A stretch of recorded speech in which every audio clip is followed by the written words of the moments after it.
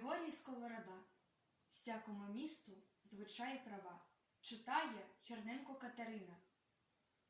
Всякому місту звичаї права.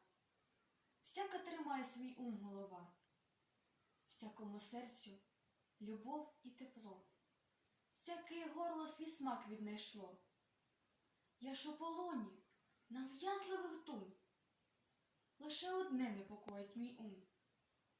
Панський Петро для чинів тракутки, Федір купець обдурити пруткий. Той зводить дім свій на модний манір, інший гандлює, візьми перевір. Я ж у полоні нав'язливих дум. Лише одне непокоїть мій ум. Той безперервно стягає поля, сей іноземних заводить телят. Ті на ловецтво готують собак. Всіх дім, як вулик, гуде від гуляк. Я ж у полоні нав'язливих дум. Лише одне непокоїть мій ум. Ладить юриста на смак свій права. З диспутів учню тріщить голова.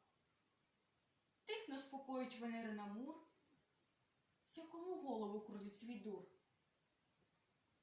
У мене ж турботи тільки одні. Як з ясним розумом вмерти мені? Знаю, що смерть як коса замашна. Навіть царя не обійде вона. Байдуже смерті, мужик то чи цар. Все пожаре, як солому пожар.